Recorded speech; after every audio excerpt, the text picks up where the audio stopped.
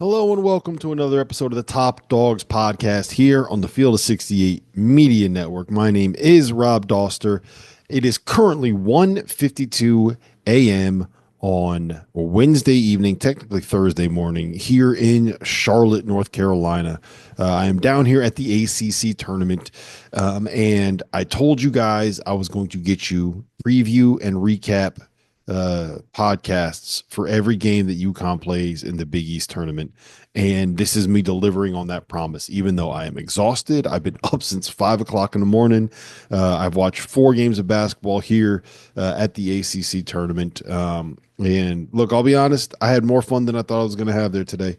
We got a really good game between Stanford and Cal, which was significantly more entertaining than I was expecting for two teams from the Bay Area playing on the other side of the country in a conference tournament for the first time in front of what wasn't a very big crowd. The first game of the day was, it was fine. Georgia Tech played a close game. And they ended up getting the win, and we're going to get Duke and Georgia Tech tomorrow.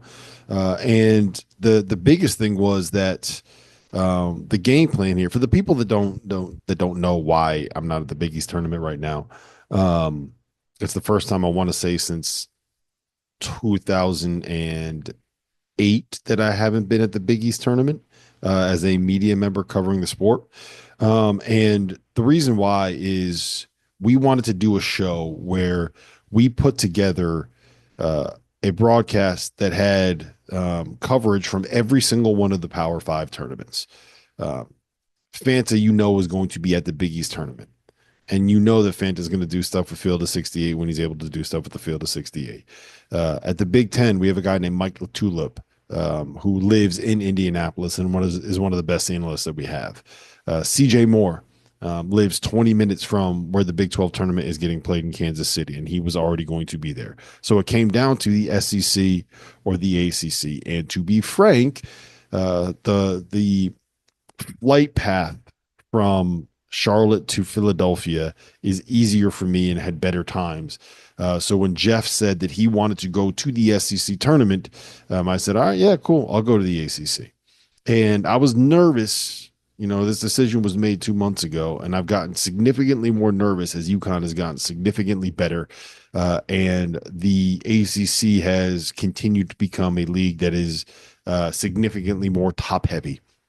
And, I'm not at this point, I am not regretting the decision because I thought the show that we did for Field of 68 After Dark was one of the best March shows that we have ever done. And I would encourage anybody that is a college basketball fan beyond just UConn to go check it out because I thought that it went really, really, really well.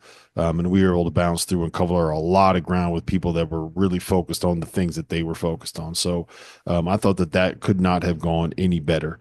But it's still a situation where I am not in the garden. So uh, I did look this up today that I can get to Newark from Charlotte very early on Saturday morning. So I have made the decision in my head, not technically, I haven't booked any flights or anything, but I've mentally prepared myself for a situation where UConn and St. John's make it to the Big East tournament title game and Duke ends up playing one of not Louisville and not Clemson. If that situation arises, I am not going to stay for a 30-point coronation of the Duke Blue Devils here in Charlotte. I'm going to head back up to the Big East tournament to see if we can't find a way to get UConn to win a back-to-back Big East tournament title. So that's what my plans are. That's where I'm at with it right now, and that's kind of why I'm sitting here at 1:56 in the morning in a resident. It's not even a Renaissance Inn. It's called like an AC hotel or something like this. It's really strange. I've never seen this before. The bottom 14 floors is one hotel, and the top 14 floors is a completely different hotel.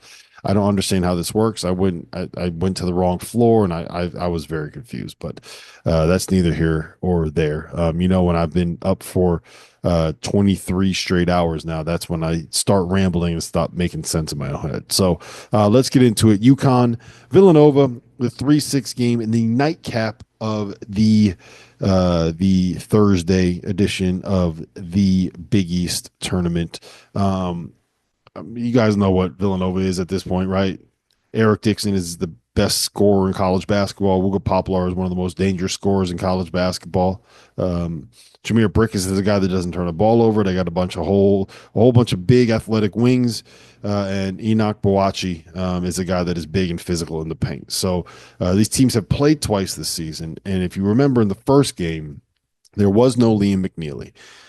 And what UConn did defensively to try to slow down Eric Dixon was they started with Jalen Stewart on him and then switched whoever was involved in a screen that Dixon set, and then immediately doubled with whoever was guarding Boachi after the switch, and just sent two people at Dixon and rotated out of it as quickly as possible, and ended up having a big guy on Eric Dixon after that. And that defense actually worked pretty well. Jalen Stewart did a good job on him. The rotations worked quickly. UConn actually had one of their better defensive performances in that moment, and still found a way to lose. Eric Dixon down that night went 6 for 20 from the floor. He did score 23 points, but took 20 shots and 9 free throws. Was not his most efficient offensive performance in 40 minutes. But if you remember, and how could you forget? How could I forget? I was in the building that night. UConn ended up losing to Villanova by 2, in part because Alex Karaban missed 2 free throws with just a couple of seconds left on the clock that would have won the game. Fast forward to February 18th, the second time that they played, the counter that Kyle Neptune went to, which was pretty savvy, to be honest, was that he played a 4-guard lineup around Eric Dixon. So for the majority of the time that they played, it was Tyler Perkins at the 4 with Jordan Longino. I guess they're both forwards, but then Jig Brickus was the point, and Wooga Poplar was out there as well. And they went with a 4-guard lineup around Eric Dixon, which forced UConn to use one of their big guys on Eric Dixon. So you couldn't basically put one of the big wings on it and then get a switch and then go double team him. You had to use either Terrace Reed or Samson Johnson on Eric Dixon, because you weren't going to put somebody else on there. You weren't going to put a smaller guy on Eric Dixon and make one of those big guys chase a guard around. And the result was getting out to, I believe it was a 8-point lead at halftime that ended up getting pushed to, I think, a 14-point lead midway through the second half before UConn came storming back. Terrace Reed played well, solo ball, hit a couple of big threes. Liam McNeely had 20 points, and UConn got a big, thrilling, exciting come from behind victory that was one of the moments that felt a little bit like a turning point in this season, right? It was immediately after the loss to Seton Hall, that disastrous collapse, and right before the loss at St. John's. So it was kind of in the middle of two of UConn's more disappointing losses of the season, but it was that comeback, I think, might have rejuvenated something, and I think. I think that it was Dan said something after the game about the spark. I can't remember the quote off the top of my head. If I wasn't overtired, I probably would be able to provide a little bit more information on that. But I would expect Neptune to do something similar. I would expect a situation where there's going to be a smaller lineup that Villanova is going to end up using, because I just think it makes more sense to play UConn that way instead of having another big guy on the floor that's going to take up space in the paint that is not going to occupy defenders. You're more likely to be able to get Eric Dixon isolated one-on-one when he is the 5-man against the specific lineup. And I don't think you're necessarily super concerned about him picking up a ton of fouls. Terrace Reed does draw quite a few fouls. He is in the top half of the nation in terms of fouls drawn per 40 minutes. But, there are games where he plays 27 minutes and there are other games where he plays 14 minutes. So I do think that is probably the more beneficial matchup in this situation if you are Kyle Neptune. So that's what I would expect him to do in terms of lineups. In terms of what they're going to run, Villanova runs the same thing. They don't run anything, I should say. It's all kind of conceptual ball screen offense, put you in different situations and kind of bet on the fact that your guys are going to be able to go out there and hoop. And part of the reason they've struggled is that you can't just let your guys go out there and hoop when you don't have the greatest teacher in the history of basketball teachers teaching them how to go out there and hoop. So that's probably my biggest concern for Villanova, just in terms of what they are big picture and where this thing is going under Eric Dixon, under Kyle Neptune. The other big difference is that once again, Liam McNeely is going to be back and he's playing some of his best basketball. And it feels like Alex Carabin is back and he's playing some of his best basketball. And I think the single biggest key is, we've complained this season, UConn fans have, about how UConn is kind of, one of these teams that relies too much on just being able to outscore you. They can't win by getting stops, can't win on the glass. They got to be able to have basically they want to trade buckets on every possession and make sure that they are the last one to have possession because they can't really get stops. And Villanova's worse. They're not as good offensively. They're not as good as defensively. And I think this is a fairly beneficial matchup. Now, both of these teams play at such slow tempo and such slow pace that I don't think this is going to be a high scoring game. I have a hard time seeing a situation where UConn ends up winning a game like this in a blowout, just because the Villanova takes the air out of the ball, and UConn, when they're doing their best offensive stuff, or they're kind of running sets over and over and over again. So I don't think this is going to be a runaway. I think it's going to be a relatively close game, but UConn should be able to win this game. If they're back, if they really are as good as we think they have a chance to be, this really is a situation where they got right at the end of the season and they won 4 in a row and 5 out of 6 to close out the year. And we really want to have a conversation about, okay, can they, make a little bit of noise in March? Can they find a way to be able to get to the Saturday night championship game of the Big East tournament? Like, this is a game that you got to be able to win. You're done fucking around at this point, right? You have to find a way to be able to go out and win this basketball game if you want to sit here and pretend like you are the team that UConn wants to be. So I think you're going to find a way to get it done. I hope they find a way to get it done. To me, a lot of this is going to come down to the way that they slow down Eric Dixon and how they're able to kind of run their stuff and create offense against Villanova. But I mean, we'll see. I am going to be here at the ACC tournament. I'll probably have the game on my laptop, so I'll be watching it there.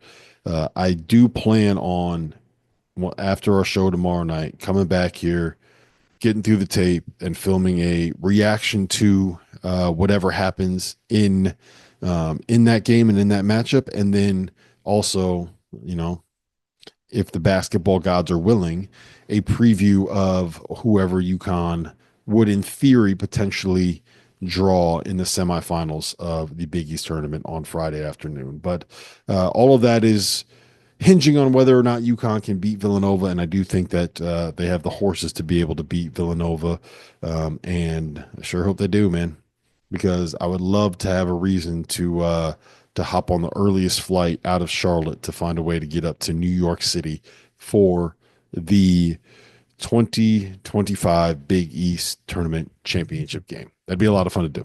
I wouldn't complain about it. So until tomorrow, and hopefully we'll have something to talk about positive tomorrow night. I will see you guys then. This has been Top Dogs. Rate, review, subscribe, do all those things that make me happy as a podcaster. Thank you very much. College basketball fans, are you ready to take your hoops game to a new level? Whether you're a seasoned bettor or just trying to win your March Madness office pool, Rhythm is here to give you the edge this season. With data-driven predictions for every single college basketball game left on the schedule, Rhythm helps you maximize your bets. And as March Madness kicks off, Rhythm's insights will help you spot those plucky Cinderellas that you know are going to shake up the NCAA tournament. But that's not all. When Selection Sunday rolls around, let Rhythm's AI-powered bracket generator do the heavy lifting for you. This is the same AI tool that performed 35% better than the average ESPN bracket last year. And here's the best part. Rhythm pairs perfectly with our Field of 68 expert analysis, giving you the 1-2 punch that you need for the rest of the college basketball season. So don't wait. Download Rhythm today and get ready to see college basketball and your betting results in a whole new light. If you haven't heard by now, we have partnered with BetMGM for this season. We'll be using BetMGM lines to make all of our picks, and we'll have special offers for the listeners and the viewers of the Field of 68. Bet insurance tokens, odds boosts, and what I love, a nice parlay boost or two here or there. Be sure to keep your eye out in the app for the Field of 68 specials that we'll be running throughout the season as well. So go download the BetMGM app to sign up today. As teams are fighting to get off the bubble and into the Field of 68, I got a beverage for you that's been off the bubble since day one. Dad Water. No bubbles, no fizz, just a smooth, refreshing canned cocktail unlike anything else on the market today. If you're tired of the same old beers and seltzers on game day, crack open something different. Dad Water is made with tequila, water, and natural flavors. Nothing artificial, no BS. It's 100 calories, 0 sugar, 0 carbs, gluten-free, so if you're on a diet like me, you're good to go. Dad Water is also an Indiana brand. College hoops is in its DNA, and they want you to enjoy a great lineup of products all tournament long. Dad Water is the ultimate game time drink with no bubbles. It just drinks like water. Clean, smooth, refreshing, and without those burps. So take it from me. This is the easiest drinking adult beverage I've ever had. Dad Water is now available at Target, Total Wine and Liquor, and Meijer, as well as your favorite local liquor stores. Or you can order online at drinkdadwater.com. Dad Water, tequila, water, natural flavor. Now is your chance to prove you're smarter than the Field of 68. We're hosting a Survivor contest with our partner Splash Sports. There's a $25 entry fee, a 25 entry max in the contest, and more than 1,700 spots available, which means there's a $40,000 max prize for the winner. Survivor is the future of March Madness. Each day you pick a team to win. If they win, you advance. We'll also be running a free to enter bracket contest as well as a second chance Survivor in the Sweet 16. So prove you know more ball than the Field of 68 on Splash Sports. From the first day of the Big East tournament was Providence losing, and Kim English on the podium afterwards. This is a direct quote. "It was a disappointing outcome, but we played true to the pitiful, embarrassing season that we had." You were there, boots on the ground. You know the Big East better than anyone. What do you make of that quote from Kimmy English? So I'll give a nice tease here and say, at least in the building, it was not the biggest story in terms of vibe. We'll get to that in a moment, a little tease. But it certainly is a takeaway nationally here that through 2 years of the Kim English era, that Providence just came off a disastrous season. This was a really brutal year for the Friars. And, of course, losing Bryce Hopkins for the year is at the forefront of it. And now what's next for Hopkins is what weighs on everything when you begin to talk about Providence and their future. But for English to sit down and say that, he's the head coach. He's the one who put this roster together. If you guys remember, he put it together relatively quickly and identified his needs, or what he said were his needs, with Wesley Cardette, Bensley Joseph, Abdur Rahim. Like they didn't waste any time. Bensley Joseph. That for him to sit down and say that definitely struck the room, because he really unleashed and said that his season was pitiful. And I thought that the effort was poor. It was clear that Pierre Brooks and Jameel Telfort and Patrick McCaffrey were more invested in this game. And I do think that the news of Thad Matta, coming back next year, the recruiting class they have coming in, there's a lot of good juju around Butler. And they fought and they made shots, but they wanted it more than Providence. And that's not Providence basketball. It's not what Ed Cooley had built. And we can get to Ed Cooley because, frankly, his first 2 seasons have been disappointing. This was a step in the right direction this year, but they really no-showed for a better portion of their game tonight. But for Providence College, Jeff, to have this type of performance against a Butler team that, has a couple of talented players, I just thought Providence, I expected more club. And at the end, when you're the head coach and you had the NIL, you went out and identified these players, and then you sit down. And again, he sits down and says, we played true to the pitiful, embarrassing season that we had. I mean, he did take ownership, but that's an alarming quote for him. And I think for Kim, this is a massive offseason because next year he's got to win. This was the worst season they've had since the Keno Davis era. Okay, that's putting it in perspective because the Keno Davis era lasted 3 seasons. If Kim English doesn't get this thing fixed next year, the Kim English era will last 3 seasons. They got to play harder because that's what Providence fans want. You said that, Fana, and I've been in that area enough over the years. They want to go to a game and know that that team is going to play their asses off at the end of the day. And, yeah, they're without Bryce Hopkins, their best player. But ultimately, that's no excuse for not playing hard and not playing harder than everybody else because, again, this Big East is not overwhelming. You should be able to beat Butler. You should be able to beat the Georgetowns and certainly the Seton Halls and some of these other teams down the bottom of the league this year that even the top of the league, other than St. John's, isn't elite. They're not unbeatable. And this Providence team has been embarrassing this year. And it's going to be interesting to see, does this fan base, which is rabid, do they turn on Kim English early next season if he doesn't put together a team that, number one, plays hard, and number 2, wins games in the non-conference? Got anything, John? Jeff just summed it up, and I think when I look at their team, to me the biggest thing was this: they went out and they identified who they wanted. And Rob and Jeff, you remember, like they were cleaning up in the portal early. It was like, yeah, they got Joseph, they got Cardette. They had a list. The list they marked up, they brought in. Credit to them. A lot of people were crediting him for that in that moment. But this is also why I would caution people in this next offseason. Don't just look at instant ads for anybody. This is in general, guys. You know, the Coleman Hawkins thing comes to mind. Like, we get so caught up in like 1 or 2 ads for a program, and we're like, they're set, they're good. Home runs, home run ads, slam dunk ads. It's easy to get caught up. It's easy to get caught up in it, but it's not everything. So I think that for Kim, he went out and got what he thought was going to be shooting. Like, they're all about three-point shooting. They don't have enough three-point shooters. They were playing a style that fit the personnel they had. And they didn't have a big man. They did not have – Crease to Sandico did not pan out. Nope. They did not. Nope. All right, real quick, Goodman, I'll go to you first. Fan, I want your take on it as well. Second season of the Ed Cooley era has come to an end. Georgetown 17-15 overall, 8-12 in the Big East, out in the first round of the Big East tournament. Where do you stand on Ed Cooley? You got a minute, Goodman.